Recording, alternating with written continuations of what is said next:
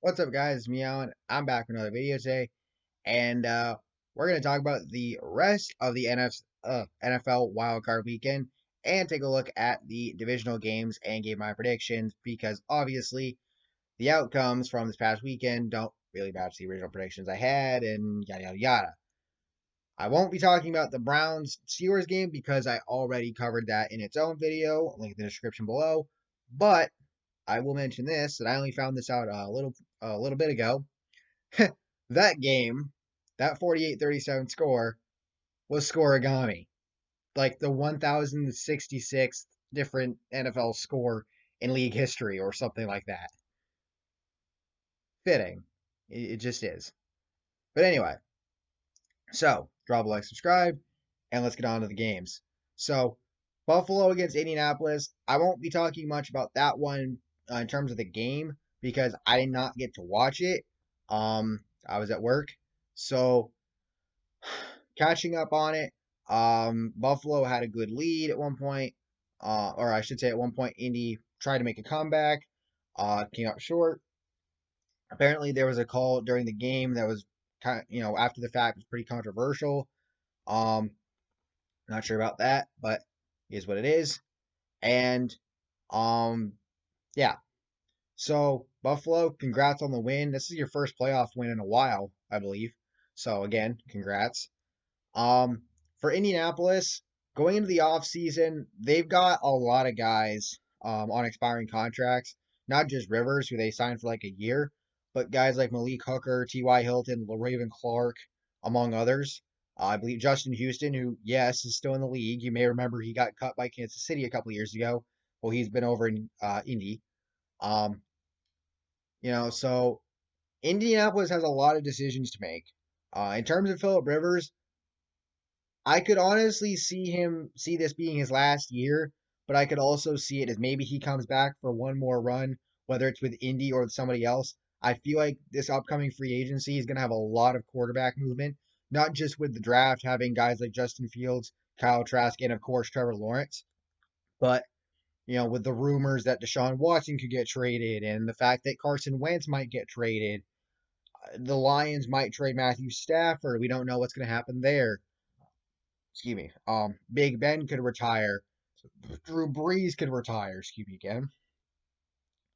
I think there's gonna be a lot of quarterback movement this offseason, and we'll just have to see where everybody ends up. But for Indy, they have a lot of free agency decisions to make. So best of luck to them. Seattle against the LA Rams. I did get to watch this, obviously. Rams win 30-20. Wow. John Wolford started the game. Jared Goff would come in a little later. Um, Wolford actually took a hit that had him go to the hospital. Luckily, he's all right. And I guess after he was in the locker room after the game, talking with teammates and stuff after the win, which is, really good. The guy that he got hit by, I would believe, was Jamal Adams. I believe I saw something where Jamal actually talked to Wolford about it. Apologized.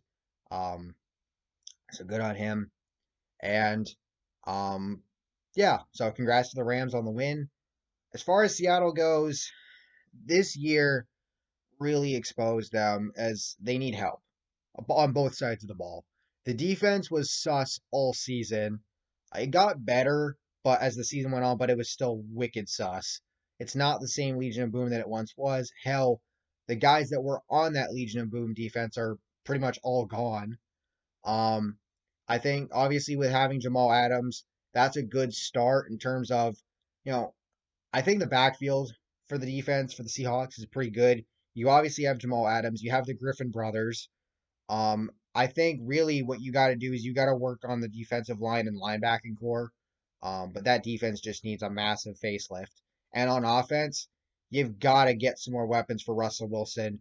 Just oh my God, you cannot expect Russell Wilson to run for his life every game and sling the ball like he's Patrick Mahomes. He could obviously do it, but that's not how you win football games.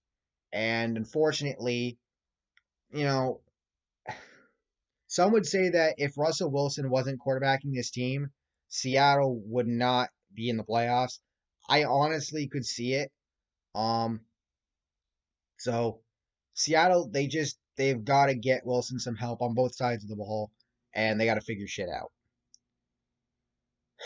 Washington against Tampa Bay, I enjoyed watching this game.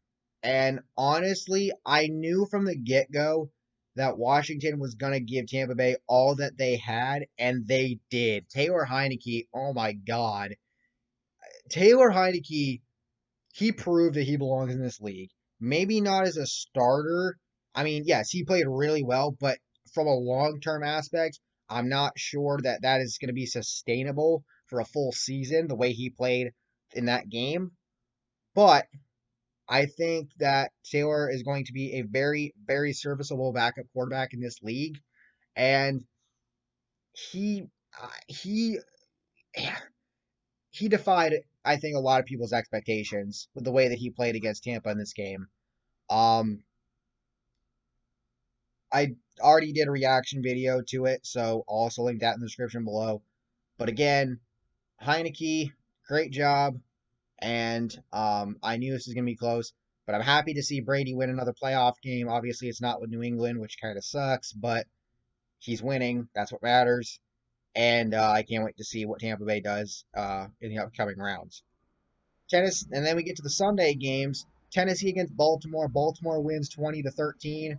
Um, this is a revenge game written all over it. Obviously, for Baltimore winning, not only did they get revenge against Tennessee for last year's playoff loss when Baltimore was the 1 seed, and Tennessee, upset New England, upset Baltimore, and could have upset Kansas City if things held true. Um, and then obviously they also lost to Tennessee in the regular season, so there's revenge there. Lamar Jackson gets his first playoff win. Huge congrats to him. Only thing I didn't like was the fact that after the game sealing interception, the Ravens kind of stomped on the midfield logo, I mean, which I guess Tennessee did that earlier in the season, but I'm pretty sure they did that after the game, not during. If you're gonna do it after the game. Don't do it during the game. Just please. All right. It again, like Uric said in one of his, in his latest entry in the Days of Our Steelers series. He's probably gonna have another one coming up soon. But in that video, he obviously mentioned, with Juju Smith-Schuster dancing on the midfield logos on, for TikTok clicks, he ought, you don't fuck with the logo. You just don't. I mean, it's, he drew the comparison to Lendale White, a former Titans player, by the way, stomping on the terrible towel of the Pittsburgh Steelers one time. You know? But for Tennessee, what they got to do this offseason, and I didn't mention this with Washington. For Washington, they just got to build upon what they did this season. Yes, they went 7-9, but Washington, y'all, I think have something pretty good there. Build upon it and also get a name, please. Washington football team is funny, but it's gonna get stale soon. In terms of Tennessee, they need to find an identity outside of Derrick Henry because Henry got held to literally 40 yards of rushing in this game. And they also need to get a fucking pass rush. I thought having Jadeveon Clowney and Vic Beasley on that line was a really good thing and it was gonna provide really well. Well, Beasley got cut and Clowney was hurt. Actually, I think both of them were hurt, but you get my point. Um, so yeah, Tennessee, they need to figure out that pass rush. And they've got to find an identity outside of Derrick Henry. Does it mean that paying Tannehill all that money last offseason is a bad idea? No. I just think they need to get some more weapons and maybe bolster some of their positions. New Orleans against Chicago. This was a game that I think a lot of people thought was going to be a blowout. But the way that the Bears defense played, if they had a competent offense, I think they would have won, honestly. Um, Funny enough, this was also the Nickelodeon game. So take that for what you will. Um, it was a close game most of the way through, and then New Orleans just kind of opened it up late, and it's like the Bears tried, but they weren't really able to get anything to go. Mitch Trubisky throws that TD to Jimmy Graham, one-handed catch, by the way. And then Graham just like walked off the field like a boss, even though they lost. Um, for Mitch Trubisky, who knows where he's going to go in the offseason. Um, I don't think he's going back to Chicago. I think that experiment was a failure. Um, he was first. What bothers me is the fact that the Bears, when they drafted Trubisky, they moved up from the third pick to the second. And the second pick was the 49ers. Like, did you really think the Niners were going to take Mitch? No, they weren't. They ended up getting Solomon Thomas, who they were going to take anyway, at number 2. So what the fuck? And you gave up some mid-round picks to go along with it. Like, why? But, Mitch Trubisky should not have been taken in the top 5 or 10 of the draft. Um, I'm not saying he's a bad quarterback. He can be worked on. Maybe he can become a good quarterback at some point, but he's a hard quarterback to understand in the way he plays. Brett Coleman did a video on him. It's like when Trubisky's under pressure, he seems to perform better. When he's not, he seems to perform worse. Was basically the thing that I got from that. It's weird. He's a weird quarterback. Just saying. Now, and again, Chicago's defense, they did it extremely well against the Saints, even with the Saints getting Michael Thomas and Alvin Kamara back. But if that offense was just competent enough, and Trubisky was better than he was, I'm pretty sure the Bears probably could have pulled off the upset, and that would have been crazy to see. But in the end, the Saints won. And obviously, we already talked about the Steelers-Browns game. So now we got to look at the divisional round games. For the AFC, it's going to be the top-seeded Chiefs against the 6-seeded Browns and the 2-seeded Bills against the 5-seeded Ravens.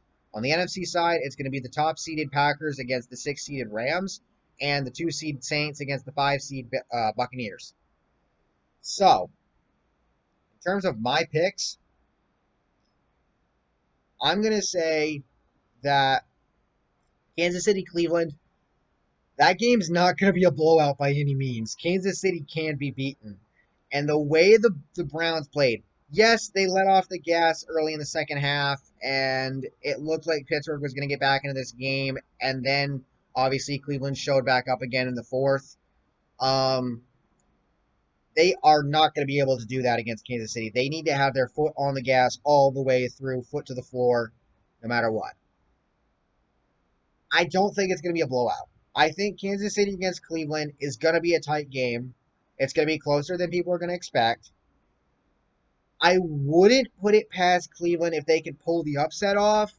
But the thing is obviously you got to hope you have your head coach, Kevin Stefanski, back, due to COVID, obviously, as well as Joel Bitonio and your top 2 cornerbacks, Denzel Ward and I forget who the other one was, and stuff like that.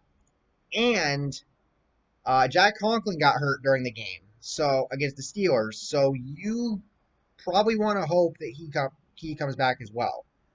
So we'll see what happens there. I'm still gonna pick the Chiefs to win, but I think the Browns can upset them. It is possible, but I'm gonna make my official prediction that the Chiefs win. And then Bills, Ravens, Buffalo all the way. I do not see Baltimore getting this W. I just don't see it. On the NFC side, Green Bay against the Rams. Green Bay definitely going to get that W. I don't really see how the Rams can get that win, especially because of the fact that Aaron Donald, I believe, is hurt, and obviously Goff with the thumb. So Packers get that win. And then on the NFC side, the other matchup on the NFC side, New Orleans against Tampa Bay, Redux, round 3. I'm picking Tampa to win it. I think Tampa Bay, third time's a charm. They're going to get it done. We're going to get to see Breeze and Brady against each other in the playoffs. It sucks it can't be a Super Bowl, but it is what it is. And I think Brady's going to get it done, and the Bucs are going to win this game.